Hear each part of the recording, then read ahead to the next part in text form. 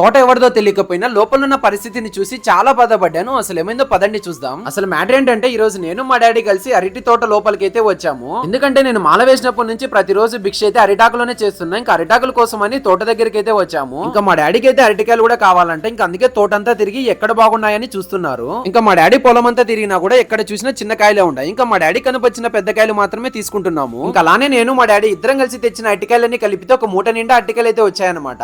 ఈ అరటికాయలతో అయితే చాలా ఇబ్బంది అయితే అయింది. ఎందుకంటే మా ఇద్దరు చేతులకి అలాగే బట్టలకి అయితే కర్ర అంటుకునింది. ఇంకా అరటికాయలు కూడా తీసుకున్న తర్వాత ఇంకా మనకు 2-3 రోజులు సరిపోయేమైన అరిటాకులు అయితే తీసుకుంటున్నాము. ఇంకా అలా మనకు కావాల్సినవన్నీ తీసుకొని వెళ్తుంటే మా డాడీ అయితే తోట గురించి చెప్పాడనమాట. ఏంటంటే ప్రస్తుతానికి తోటనైతే వదిలేశారంట. ఎందుకంటే రేటు పడిపోవడంతో నమ్మకం లేక తోటనైతే వదిలేశారు. ఇలా ఒక రైతే కాదండి, మనలో కూడా చాలా మంది చాలా విధాలుగా ఇబ్బంది పడుతున్నారు. వీటన్నిటికీ ఒకటే పరిష్కారము. అదేంటంటే మీకు తెలిసిన వాళ్ళ దగ్గర ఒక్కసారి జాతకాన్ని అయితే చూపించండి. అయినా కూడా ఎటువంటి ఫలితం లేదంటే ఒక్కసారి ఓం శక్తి దుర్గాదేవి జ్యోతిష్యాలయంలో గురుజీ రామరాజ్ గారిని అయితే ఒక్కసారి సంప్రదించండి. జాతకంతో పాటు మీకు ఉద్యోగ పరంగా, వ్యాపారం పరంగా, ప్రేమ, పెళ్లి, రాజకీయం, ఆరోగ్య సమస్యలు, కుటుంబ సమస్యలు ఇలాంటివి ఏమున్నా కూడా ఈయన దగ్గర పరిష్కారం అయితే లభించును. మీరు ఈ గురూజీ దగ్గరికి వెళ్ళలేకపోయినా కూడా ఈయన ఫోన్ ద్వారా అయితే సంప్రదించవచ్చు. ఈయన కేవలం 101 రూపాయలు మాత్రమే తీసుకుంటారనమాట ఒక జాతకానికి. నేను కూడా ఈ గురూజీ దగ్గర నా జాతకాన్ని అయితే చెప్పించుకున్నా. సో ఫైనలీ నేను చెప్పేది ఏంటంటే మీ ఇంటి దగ్గర ఉన్న జ్యోతిష్యాలయం దగ్గర ట్రై చేయండి. ఎటువంటి ఫలితం లేదంటే ఒక్కసారి ఈ గురూజీని మాత్రం సంప్రదించండి.